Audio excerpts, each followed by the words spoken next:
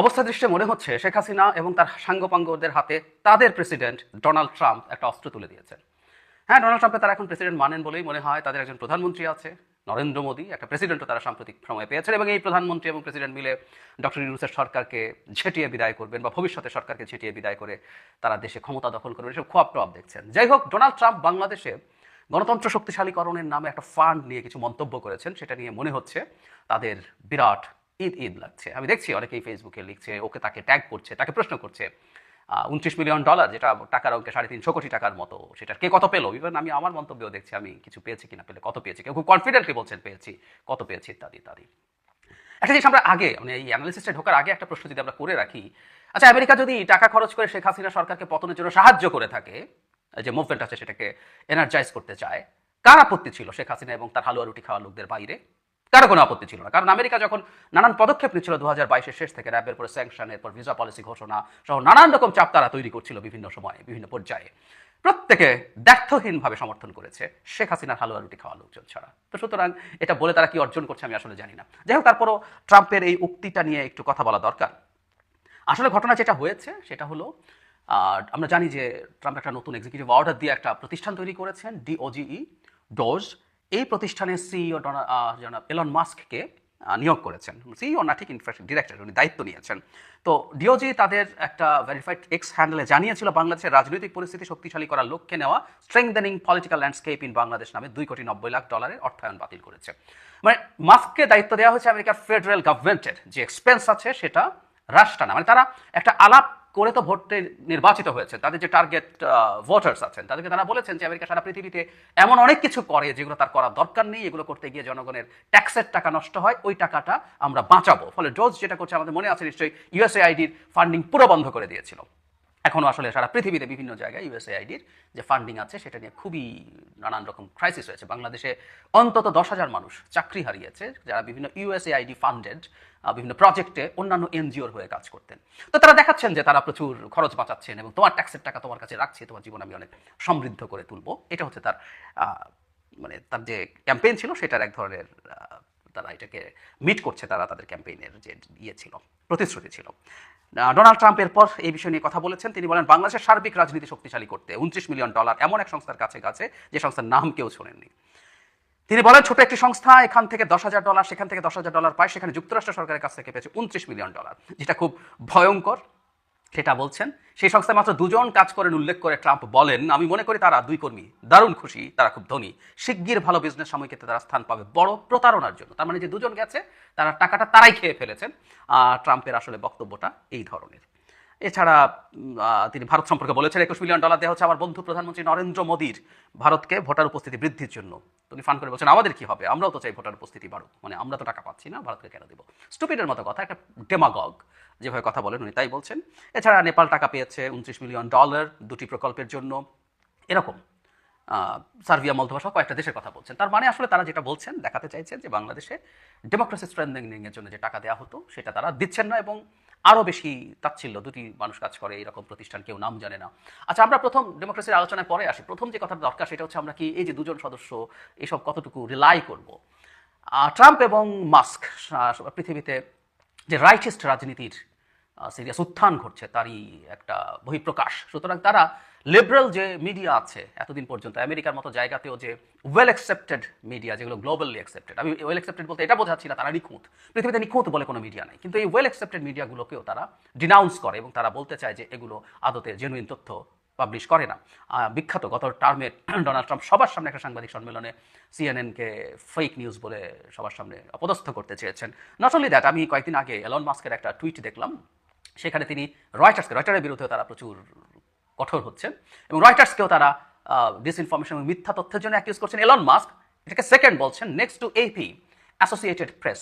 মজার ব্যাপার, উনি অ্যাসোসিয়েটেড প্রেসকে, APকে অ্যাসোসিয়েটেড প্রোপাগ্যান্ডা বলছেন এপির এলাবোরেশন করতে গিয়ে। আমরা বুঝতে পারি যে তারা আদতে তাদের মতো তথ্য ফ্লাডেড করতে চান, সেই কারণে তাদের নতুন নতুন মিডিয়া তারা তৈরি করবেনও। অলরেডি একটা মিডিয়া তাদের হয়ে কথা বলেন বলে তারা ফক্স নিউজের কথা বলছে, সেটাকে রিলাই করছেন। সুতরাং মিথ্যাচারের ওপরে তাদের আসলে সব কিছু নির্ভরশীল। ডোনাল্ড ট্রাম্প বক্তৃতা করলে, কোথাও কিছু বলে, সেটা প্রেসিডেন্সিয়াল ক্যাম্পেইনের সময় হোক, প্রেসিডেন্সিয়াল ডিবেটের সময় হোক, যখনই হয়েছে মেইনস্ট্রিম মিডিয়া মুহূর্তে একটা তথ্য নিয়ে আসছে উনি কতগুলো মিথ্যে বলেছেন, প্রত্যেকবার উনি অসংখ্য মিথ্যে বলছেন। সেই মিথ্যাবাদী, মিথ্যাচার যাদের না রাজনৈতিক টুল, এই ধরনের ফালতু রাইটিস্ট এবং তারা ফ্যাসিস্ট হয়ে উঠছেন, এই লোকজনের মিথ্যে আসলে একটা বিরাট অস্ত্র, এটা আমরা সবাই জানি। সো এই তথ্য দুজন কিনা না কিনা সেটা খোঁজাখুঁজি বাদ দিয়ে আমরা তাদেরকে এভাবে একটু দেখতে চাই। কিন্তু যে জায়গাটা আসছে ডেমোক্রেসি স্ট্রেংথেনিং এর ব্যাপারে, হ্যাঁ আমেরিকায় খরচ করেছে, ইউএসএআইডি বা অন্যান্য ফান্ড থেকে যেখান থেকে এখানে টাকা এসে সেটা দেখানোও সম্ভব। এখন এটাকে আমাদের কাছে যেটা আমাদের বুঝতে হবে সেটা হচ্ছে এই যে সোকল স্ট্রেংথেনিং ডেমোক্রেসি, এটা আমেরিকার চ্যারিটি না, বহুদিন বলেছি। বিশেষ করে 2022 সালের শেষে যখন র্যাবকে স্যাংশন দেওয়া হয়, তারপর যখন ভিসা পলিসি, আমি প্রচুর আমার এই চ্যানেলে কথা বলেছি, টকশোতে কথা বলেছি, সেটা হলো আমেরিকা এখন লিবারেল ডেমোক্রেসিকে তারা চায় যে এটা আপহোল্ড করুক, এটা স্প্রেড করুক, এটা স্ট্রেংথেন হোক। কারণ তারা দেখেছে, এটা সবাই জানি যে আমরা লিবারেল ডেমোক্রেসির সাথে একজন ইললিবারেল ডেমোক্রেসিও আছে এখন, উল্টোভাবে বলতে গেলে।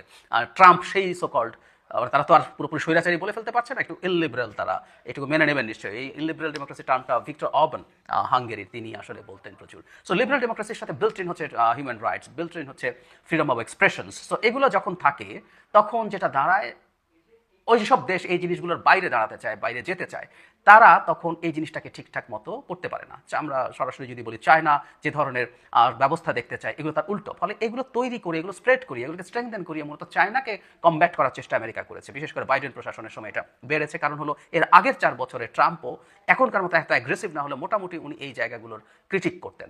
ফলে এই ডেমোক্রেসি ডেভেলপ করানোর চেষ্টা, লিবারেল ডেমোক্রেসি ডেভেলপ করানোর চেষ্টা আমেরিকার কোনো লুকোছাপার বিষয় না। সুতরাং যে ফান্ড এসছে, সেই ফান্ড তো দুজন খেয়ে ফেলেছে, এটা ট্রাম্প তার পপুলিস্ট অ্যাটিটিউডে বলছে। কিন্তু এই টাকাগুলো বিভিন্ন জায়গায় গেছে, বিভিন্ন প্রতিষ্ঠানের কাছে গেছে যারা আসলে এই রিলেটেড কাজ করেছে। এখন এই টাকার কত পার্সেন্ট খরচ হয়েছে, এটা কি বেনিফিট হয়েছে, সেটা আরেক ডিবেট, সেই ডিবেটও আমরা এখন ঢুকছি না। কিন্তু এগুলো তাদের ঘোষিত অবস্থান, ঘোষিত নীতি।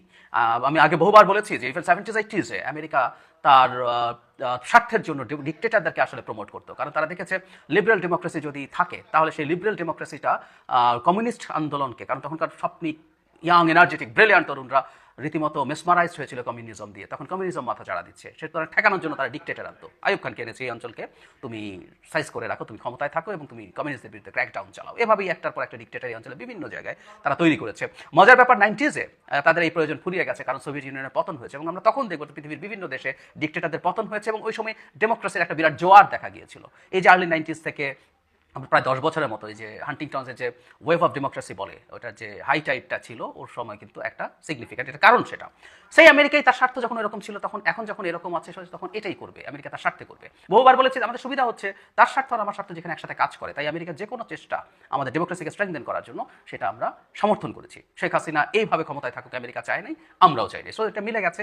আমেরিকার ওই জিনিসগুলো আমাদের নিজস্ব চেষ্টা, আমাদের নিজস্ব মুভমেন্টকে স্ট্রেংথেন করবে, মানে তারা ক্যাটালাইজ করবে, সেই জন্য আমরা সেটাকে ওয়েলকাম করেছি। কোনোদিন মনে করি নাই যে আমেরিকায় সরকার ফেলে দেবে, আমি অন্তত মনে করিনি, বলিনি, বলেছি আমাদের সাহায্য করবে আমাদের মুভমেন্টকে, সেটাকে আমরা মানে সিরিয়াসলি এটাকে সাপোর্ট করি নেই। সুতরাং আমার জন্য ফান্ডিং আছে, এটা সমস্যার কিছু নাই। এখন যেটা হয়েছে, তারা তাদের ডোমেস্টিক ভোটারকে দেখাতে চাইছে যে দেখো আমরা এই খরচগুলো করবো না, কি দরকার আমার এগুলো করার। বিশেষ করে তার যে টার্গেট পিপল সেটা হচ্ছে white, less educated, rural Americans, তাদেরকে তারা এই জিনিসটা দেখাতে চেয়েছে, জানাতে চেয়েছে। এবং এসব যত এভাবে দেখাতে পারবে, দেখো দুজন মাত্র মানুষ আছে ওখানে গিয়ে টাকা গিয়ে ওরা খেয়ে ফেলেছে, ওদের স্ট্যান্ডার্ডেও, সাধারণ মানুষের স্ট্যান্ডার্ডেও প্রায় $3 মিলিয়ন, $30 মিলিয়ন, খুব ছোট অঙ্ক না, তারা সেটা দেখিয়ে বিরাট বাহবা পেতে পারে। দেখো এইভাবে এভাবে আমি তোমার খরচ কমাচ্ছি, আগের যে সরকার ছিল সে এটা খরচ করতো, আমরা সেটা কমিয়ে তোমাকে ভালো রাখবো। এবং আমি মনে করি ভবিষ্যতে এই রিপাবলিকানদের রাজনীতি কিন্তু এই পথে যাবে। এটা কিন্তু আবার বলছে ট্রাম্পের কথা, এরা রিপাবলিকানরা কিন্তু এভাবে ভেবেছে নট নেসেসারিলি। আই বলে যে প্রতিষ্ঠানের কথা ইউএসআইডি প্রসঙ্গে বলা হয়েছে আমেরিকাতেই, সেখানে কিন্তু বাংলাদেশে তারা কিভাবে শেখ হাসিনার বিরুদ্ধে কাজ করেছে সেটা বলেছে। এটা তো রিপাবলিকানদের অর্গানাইজেশন। এই আইআরআই সিআরআইয়ের সাথে কাজ করেছে, সিআরআই আইআরআইকে এন্ডোর্স করছে, এরকম নিউজ আমাদের সামনে আছে। নট অনলি দ্যাট, 18 সালের নির্বাচনের আগে তারা একটা সার্ভে করে শেখ হাসিনার অ্যাপ্রুভাল রেটিং 70 বা তারও বেশি দেখাচ্ছে। আওয়ামী লীগের সমালোচনা আছে কিন্তু শেখ হাসিনার বিরাট সমর্থন আছে। এগুলো তো আমরা দেখেছি যে তিনি উদ্ধারকর্তা, বাংলাদেশে যে বয়ান সেই আইআরআই বাংলাদেশে করেছে। তো সুতরাং এই ঘটনাগুলো আসলে ক্রমাগত ঘটে গেছে, কিন্তু এই ট্রাম্পের প্রশাসন এসে এগুলো থেকে সরিয়ে আনবে এবং শর্ট টার্মে একটা বেনিফিটও দেখাতে পারবে। বিভিন্ন জায়গার এক্সপেন্স যখন কমিয়ে ফেলবে, মানুষকে দেখাতে পারবে দেখো আমি এটা কমিয়ে ফেলে এত ভালো কিছু করেছি। এবং আমি অনুমান করি, অনেকেও অনুমান করেন, মাস্ক পরবর্তী প্রেসিডেন্ট নির্বাচনের জন্য যেতে পারেন, কারণ ট্রাম্পের এটাই সেকেন্ড টার্ম, শেষ টার্ম। মাস্ক আসবেন এবং মাস্কও একই পথের মানুষ এবং উনি এইভাবেই আসলে তার ভবিষ্যতে তার যে ভোটার তার মধ্যে জায়গা তৈরি করছেন। শর্ট টার্মে এটা হতেই পারে বিভিন্ন জায়গায় যে খরচ হচ্ছে এগুলোকে ব্যয় হিসাবে দেখানো, এগুলো আসলে কোনটা ব্যয় না, এগুলো প্রত্যেকটা আমেরিকান ইন্টারেস্ট। আমেরিকা কোনো স্টুপিড দেশ না, সে বিভিন্ন দেশে এই নামে যেসব টাকা পয়সা দিয়েছে সেটা তার হেজিমনি, তার কোনো ক্ষেত্রে কালচারাল হেজিমনির জন্য, কোনো ক্ষেত্রে আজার হেজিমনি এনশিওর করার জন্য আসলে সেই টাকা পয়সাগুলো খরচ করতে চেয়েছে, করেছে। এটার বেনিফিট লং টার্মে আসতে থাকে। এভাবেই আমেরিকা আসলে পৃথিবীকে তার ওয়ার্ল্ড অর্ডারটা নিশ্চিত করতে পেরেছে। এখন আমেরিকা সরিয়ে নিল, এগুলো খরচ কম করলো, অ্যাপারেন্টলি আমেরিকানদের কিছু সুবিধা হলো, এগুলো হতে পারে, কিন্তু লং টার্মে আসলে ভালো কিছু হবে না। কারণ আমেরিকা গ্লোবাল হেজিমনি রাখতে চেয়েছে তার আইদার স্ট্র্যাটেজিক আর ইকোনমিক ইন্টারেস্টের জন্য, দুটোর একটা। সুতরাং এই ইনভেস্টমেন্টগুলো তাকে বড় স্কেলে আবার ফেরতও দিয়েছে প্রচুর কিছু, সেই জিনিসগুলো নাই। সুতরাং ট্রাম্প তার 4 বছরের জনপ্রিয় থেকে যাবেন, এরপর ইভেন মাস্কও ইলেক্টেড হয়ে যেতে পারেন এসবের কারণে। তারপর এগুলোর প্রভাব যখন পড়তে থাকবে আর একটু লম্বা সময় পর, তখন আসলে এটার আলটিমেটলি এটা হবে। বটম লাইন হচ্ছে আমেরিকার এই ব্যয় নিয়ে আসলে আওয়ামী লীগপন্থীদের, আওয়ামী লীগের সাঙ্গপাঙ্গদের, শেখ হাসিনার, তাদের এই শোরগোল বা চেঁচামেচি, তাদের কত বিভৎস খারাপ অবস্থা সেটাই তারা প্রমাণ করে। কতটা নিরুপায় তারা ডুবন্ত না, তারা ডুবে গেছে, কিন্তু ডুবে যাওয়ার পরও তারা খড়কুটো ধরার চেষ্টা করছে। আমরা জানি যে ডুবন্ত মানুষ খড়কুটো ধরে, কিন্তু তারা ডুবে গিয়েও সেই চেষ্টা করছে। তারা এটা দিয়ে মানে নানা রকম মানুষকে বোঝানোর চেষ্টা করছে যে এই কারণে হয়েছে। শুরুতে যেটা বলেছিলাম সেটা দিয়ে শেষ করি। আমেরিকা যদি টাকা পয়সা খরচ করে নিজেও শেখ হাসিনাকে ফেলে দিত কোনো না কোনো ফর্মে, এই দেশের মানুষ সেটার পক্ষে থাকতো, কোনো রকম যদি কিন্তু ছাড়া।